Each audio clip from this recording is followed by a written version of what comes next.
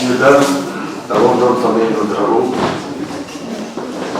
je vous demande une minute de silence à la mémoire de notre regretté Mona Medani.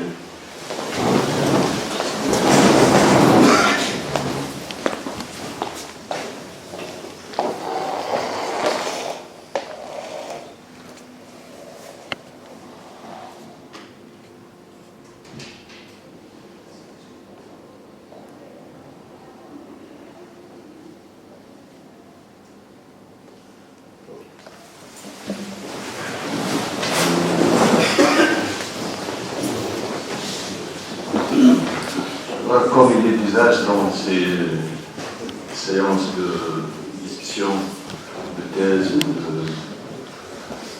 d'habilitation, je cède la parole au candidat, notre collègue Riyad Belkhifa. Vous avez 25-30 minutes au maximum.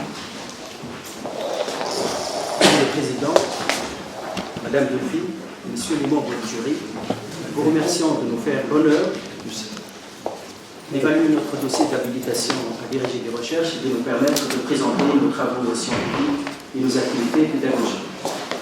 Nous tenons à remercier nos collègues et amis ici présents, en particulier notre maître Ralph Shore qui a fait le déclassement de Nice, l'ancien directeur de notre structure de recherche Cissé Aboubak et la directrice actuelle Madame Hayat Memou. Et je ne peux pas tous vous citer, merci beaucoup. Le rapport de synthèse scientifique que nous avons soumis porte le titre suivant: Études locales, nationales et transnationales, migration méditerranéenne, Alpes-Maritimes et Tunisie, 21e siècle, avec un dossier espace méditerranéen et subsaharien, diplomatie, société et culture. Il est le reflet de nos études doctorales et postdoctorales, en particulier de 9 ans de recherche depuis notre recrutement à l'Université de Tunis en septembre 2010 en tant que maître assistant. Notre trajectoire scientifique a été largement influencée par un cursus double à l'Université de Tunis et à l'Université Nice-Sophia Antipolis.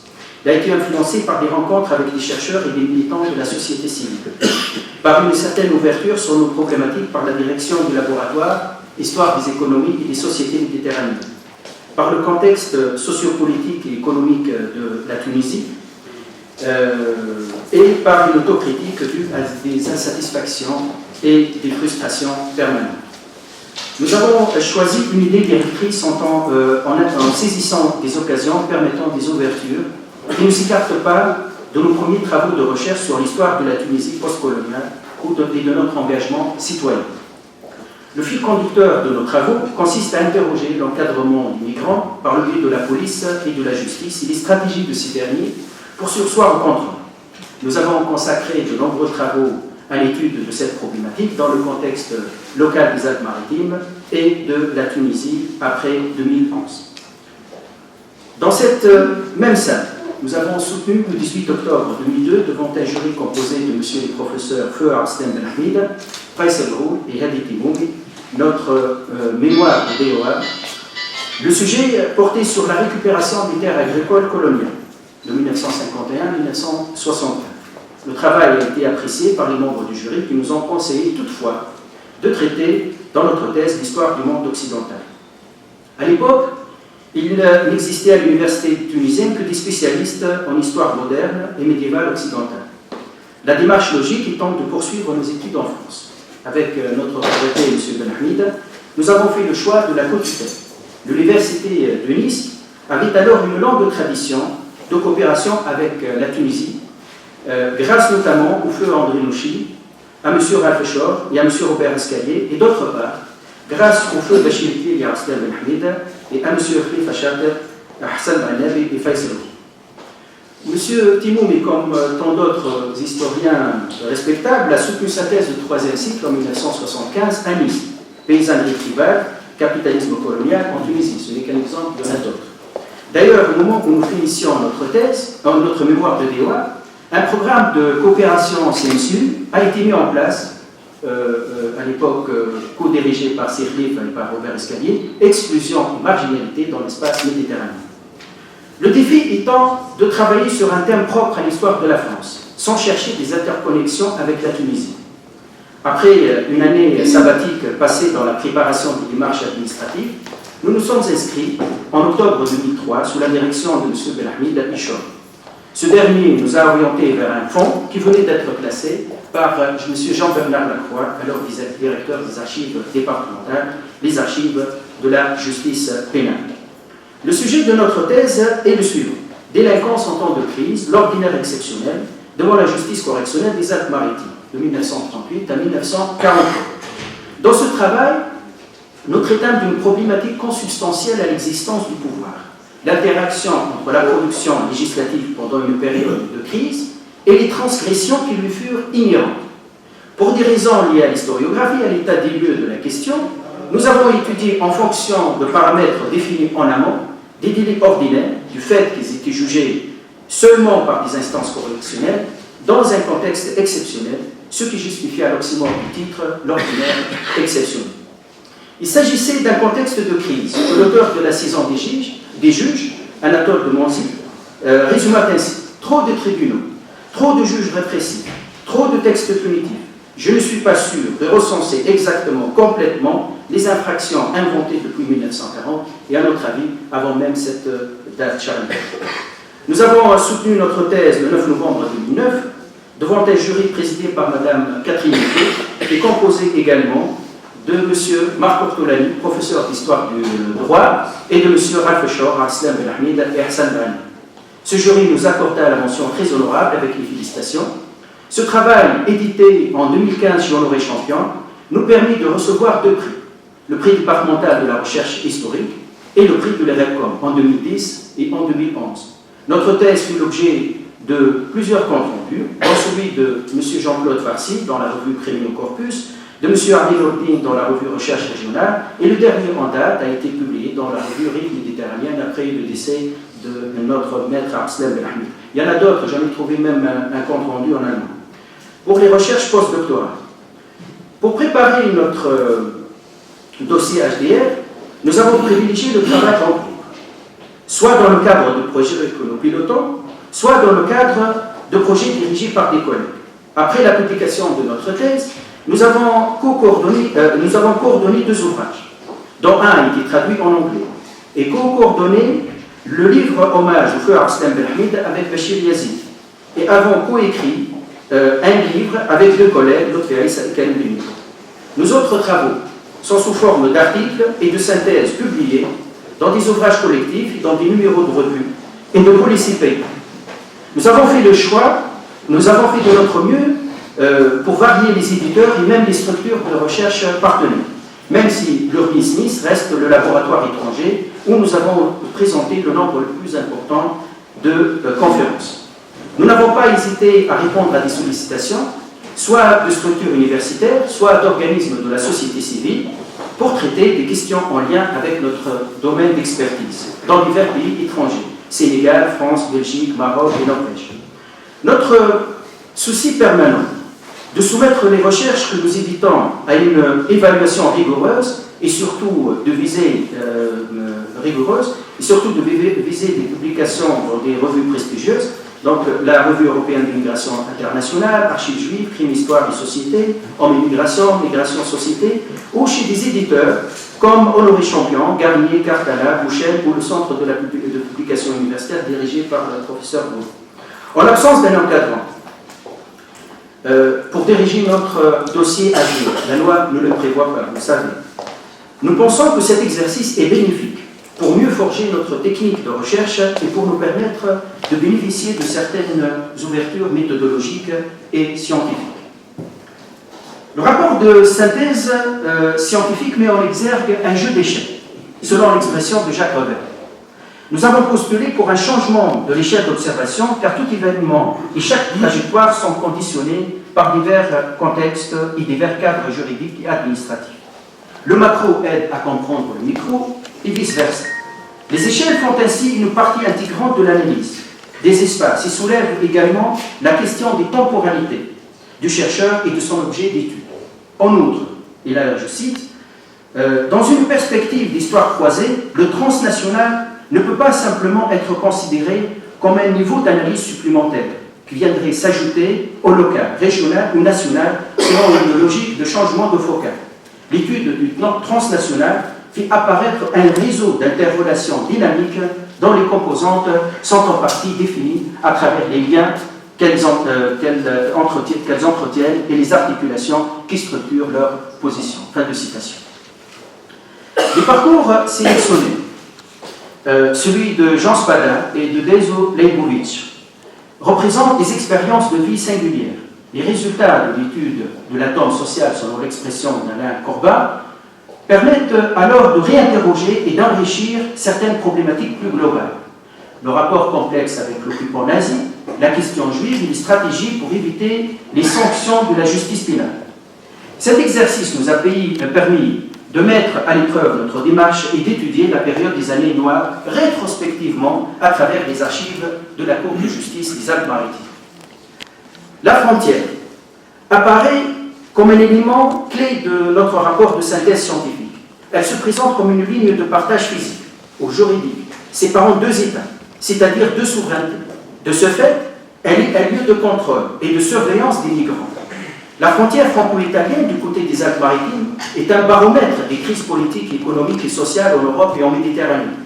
La frontière peut être intérieure, entre départements, des communes, ou même entre quartiers de la ville. De ce fait, elle est également une barrière psychologique. La frontière apparaît comme le reflet d'une marginalisation sociale et spatiale de groupes d'immigrés vivant dans la précarité. Les Maghrébins du bidonville de la Ligue des Français en sont une parfaite illustration. Du fait de l'absence d'une véritable politique de logement des travailleurs immigrés dans les Alpes-Maritimes, le bidonville, résorbé le 16 mars 1976, devient à la fois un lieu d'habitat, de vie et de sociabilité. Rebaptisé El-Oued, cet espace non aménagé cristallisa des formes de précarité qui se concrétisèrent par l'insalubrité, la violence et la misère sexuelle, puisque, hormis quelques prostituées, cet espace fut investi par des hommes célibataires. Le cadre de vie communautaire se superposait à des formes d'autogestion du bidonville et favorisait la violence qui avait parmi ses objectifs le contrôle des ressources. Ainsi, l'expérience des habitants d'El-Oued était caractérisée par le sentiment d'insécurité et d'indifférence de la part des autorités. Nous avons traité la pérégrination des Juifs d'Europe centrale et orientale à la fin des années 30 et durant la période de la Seconde Guerre mondiale, en reconstituant une trajectoire à travers les rapports de police, à travers la presse, les dossiers de procédure pénale et les archives de la préfecture de police de Paris. Nous nous sommes intéressés également, en adoptant les mêmes outils méthodologiques, à la migration transfrontalière des Algériens durant la guerre d'indépendance et à la migration irrégulière des Yougoslaves durant les années 50-70. La mobilité peut avoir pour principal motif un engagement politique. En effet, les Alpes-Maritimes représentaient un nœud de circulation des nationalistes algériens qui souhaitaient se rendre dans d'autres pays pour coordonner sur place des collectes de fonds et des agressions contre les récalcitrants. Les traversées de la frontière franco-italienne par des personnes considérées comme dangereuses pour la sûreté nationale étant facilitées par l'installation de réseaux de trafic et par l'usage de faux passeports. La surveillance de la mobilité était alors l'une des principales clés du contrôle du nationalisme algérien. Cet intérêt pour la mobilité nous a mis sur la piste de l'action nationaliste dans les Alpes-Maritimes et de sa surveillance. Nous avons étudié la logique de l'implantation du Front de libération nationale et avons retracé l'évolution de l'organisation politico-administrative du FLN, dite MIRA, destinée à faciliter l'encadrement de la population algérienne immigrée. Par ailleurs, nous avons développé des réflexions sur la collecte des fonds par le FLN. Il en découle un recours à la violence qui allait de l'intimidation à l'assassinat contre les récalcitrants. Toutefois, d'après la comptabilité du FLN, le taux de recouvrement des collectes n'a pas dépassé le tiers. Ce constat nous invite à relativiser le discours sur une adhésion massive de la population algérienne immigrée au projet nationaliste du FLN dans un département où le MNA, Mouvement National Algérien, n'avait pas réussi à s'implanter. En 2011, un événement important est survenu en Tunisie, la chute du dictateur Ben Ali. Le contexte général n'était pas sans impact réel sur la tribu des historiens, selon une expression de M. Timoun. Malgré le souffle de la liberté, nous étions tous fragilisés par la violence, les mouvements sociaux, la déstabilisation de l'administration tunisienne à cause de recrutements massifs d'incompétents, par le rythme des élections législatives, présidentielles, municipales, et par une crise financière qui a fait chuter notre monnaie nationale de plus de 100%. Les divergences idéologiques ont éclaté au grand jour, ce qui a compliqué les rapports sociaux, même entre collègues. Les historiens étaient même l'objet d'attaques de la part de la présidence de l'instance Vérité et Dignité et ses acolytes, et ce à cause d'une interprétation mal intentionnée de leur rapport avec l'écriture de l'histoire sous les dictatures de Bourguiba et de Ben Ali. Sur le plan politique, nous étions saisis comme tout le monde par l'actualité, mais dans nos recherches engagées, nous nous sommes intéressés d'emblée à la question migratoire. Moudi Ghissoubi, qui a coordonné un ouvrage collectif intitulé « L'université citoyenne », distingue dans un article en arabe portant le titre « La fin de l'université » ou le post-savoir académique, 3 niveaux d'engagement de l'université. La transmission du savoir et la recherche. La responsabilité idéologique et la responsabilité sociétale et citoyenne. À son avis, l'universitaire devait faire le lien entre ses activités scientifiques et les soucis de la société dans laquelle il vit. C'est ce qui est communément appelé recherche-action. Bien évidemment, les avis sur cette posture ne font pas l'unanimité. Entre janvier et mars 2013, 25 000 émigrants irréguliers sont partis des côtes tunisiennes vers l'Europe. Devant l'incompréhension et la manipulation médiatique, nous nous sommes penchés sur l'étude du phénomène, en vue de déconstruire les représentations et afin de tendre la main à la société civile, désamorcée face à des autorités européennes, encouragées par une opinion publique majoritairement xénophobe et manipulée. Nous avons saisi le dossier sur lequel nous prétendions disposer des outils méthodologiques pour l'étudier. C'est ce qui nous a donné l'occasion de nous lancer dans un exercice d'histoire immédiate. Nos recherches sur la politique européenne de voisinage, sur le pacte mondial pour une migration sûre, ordonnée et régulière, ainsi que sur la représentation des Harag et sur la question des disparus, est l'un des supports utilisés pour lutter contre la politique sécuritaire adoptée par les pays de l'Union européenne et les pays du voisinage sud. Nous sommes engagés dans des groupes de réflexion au sein de la société civile et avons même participé à divers ateliers de formation. Notre laboratoire est partenaire de la session du tribunal permanent du peuple, c'est un tribunal fictif pour juger les politiques migratoires par les peuples dont les droits sont violés, donc qui sera organisé ici même dans notre faculté, 28, 29 et 30 mars 2020. Nous avons ainsi donc étudié le versant sud de la Méditerranée, mais n'oublions pas que les déclarations anti-migrants les plus virulentes étaient celles d'élus locaux du département des Alpes-Maritimes, et que ce dernier était l'une des portes d'entrée de la France après l'essaimage des migrants de l'Italie vers l'Europe. Dans nos travaux sur la migration irrégulière, il était question d'un retour sur l'interprétation du droit par des intérêts divergents, sur une réflexion relative au poids des mots dans les médias, sur l'incompétence de certains journalistes, faute d'une formation suffisante en matière de migration, sur le rôle de la société civile, et enfin sur le manque de confiance des candidats à l'immigration irrégulière en la capacité des responsables politiques à résoudre les difficultés économiques et sociales du pays.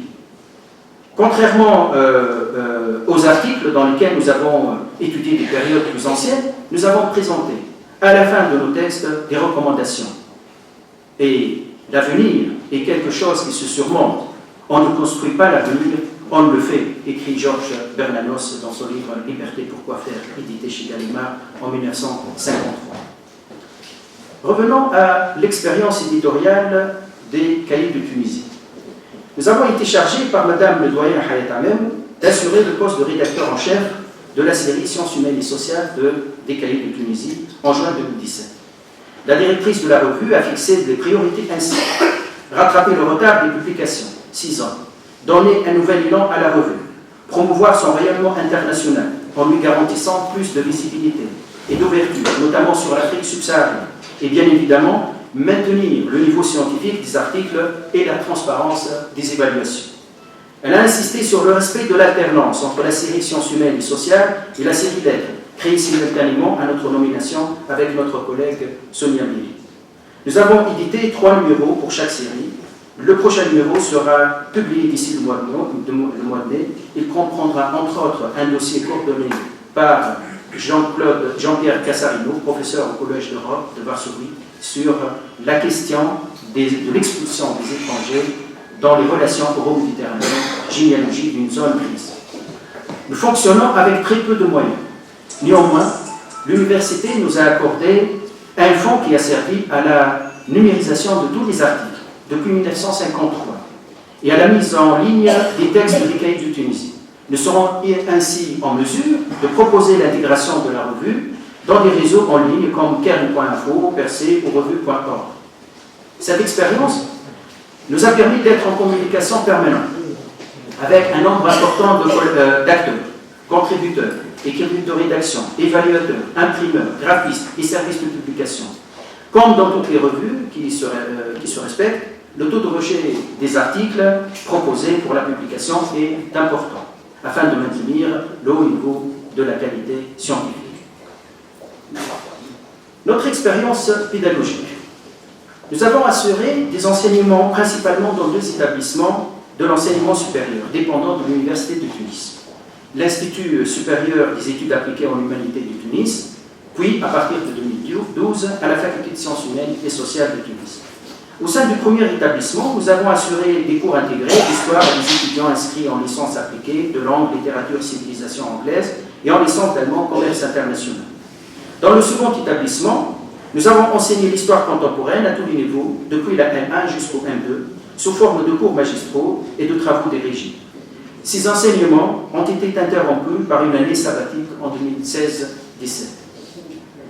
Nos cours couvrent l'Europe occidentale, la Méditerranée et l'Afrique avec des interactions avec d'autres espaces comme l'Amérique du Nord. Le choix des thématiques des cours dépend de plusieurs facteurs.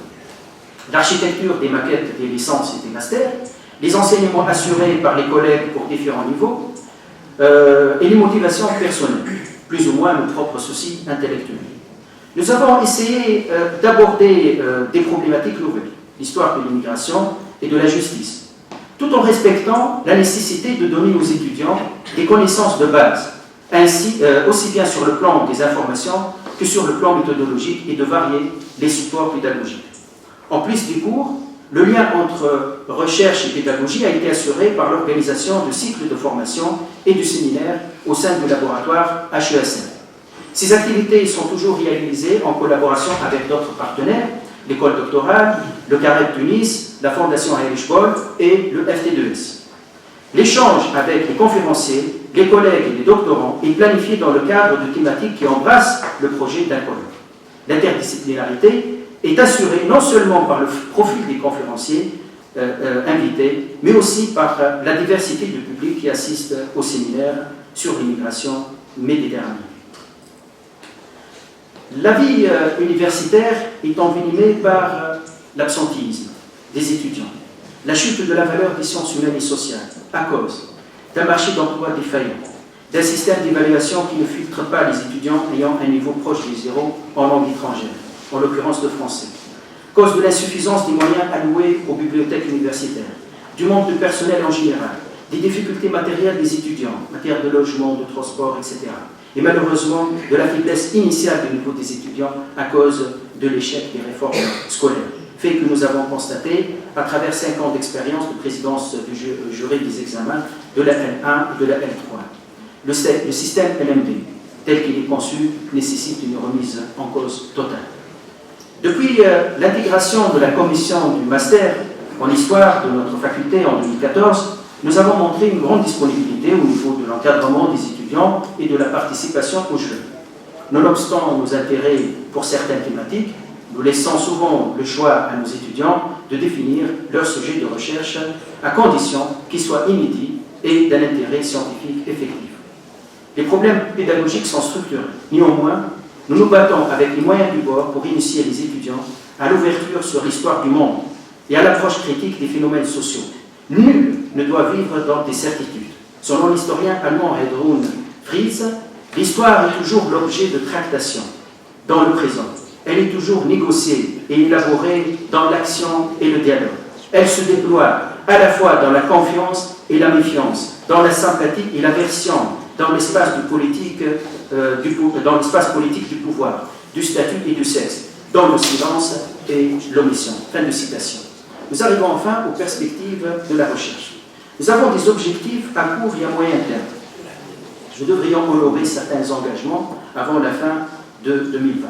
Préparer l'édition d'une communication présentée le 5 novembre 2019 lors d'un colloque international organisé à Tunis par le laboratoire Philab sous la direction du professeur Hassan Renebi, discours des femmes, discours sur les femmes en Méditerranée depuis le XVIe siècle à nos jours.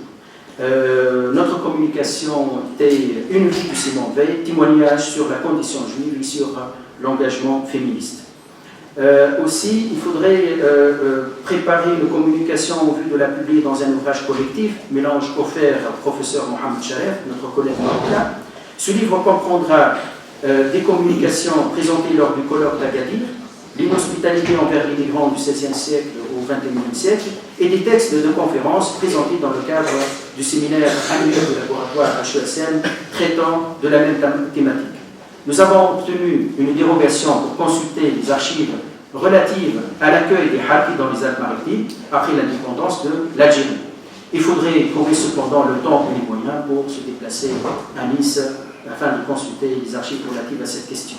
Le 3 et 4 avril prochain, 2020, nous participerons à un colloque organisé par la Faculté de droit et des sciences politiques de Nantes sur l'accueil des demandeurs d'asile et des réfugiés aux portes de l'Europe. Notre communication traitera la question des relations Union européenne-Tunisie en matière d'asile. Nous devrions préparer une conférence pour un colloque organisé par le Centre de la Méditerranée moderne et contemporaine, intitulé le projet « La guerre d'Algérie vue d'en bas, vivre le conflit en France méditerranéenne ». Ce sera le 8 et le 9 octobre 2020. Nous proposerons une conférence sur le café en tant que lieu de surveillance du nationalisme algérien en France, et bien évidemment à travers le cas des Alpes-Maritimes. Nous continuerons à animer notre séminaire annuel sur l'inhospitalité envers les migrants dans l'espace méditerranéen. Nous inviterons d'ailleurs à l'affiche de la prochaine séance, le 12 mars 2020, Piero Galloro et Emmanuel Joblin, deux professeurs de sociologie de l'Université de Lorraine. Ce dernier présentera par ailleurs une conférence sur le chercheur face à ses émotions. Sur la longue durée, nous avons commencé une recherche relative à l'épuration dans les Alpes-Maritimes.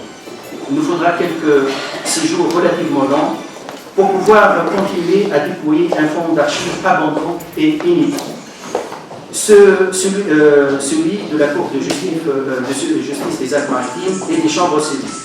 Pour conclure, il nous faudrait trouver un certain équilibre entre le profil de l'enseignant et du chercheur. Même si le fait de consacrer plus d'espace aux publications d'ordre pédagogique est recommandé, le système universitaire valorise plus les activités de recherche que la production pédagogique. Antoine Compagnon, professeur au Collège de France, parle dans une interview publiée le 10 février 2020 dans le journal Le Monde d'un sentiment de doute et de vulnérabilité qui rend l'activité d'écrire et d'enseigner enivrante. C'est probablement ce sentiment qui nous motive à nous projeter dans l'avenir avec de l'espoir. Monsieur le Président, Madame Delphi, Monsieur les membres du jury, nous vous remercions de votre attention. Merci.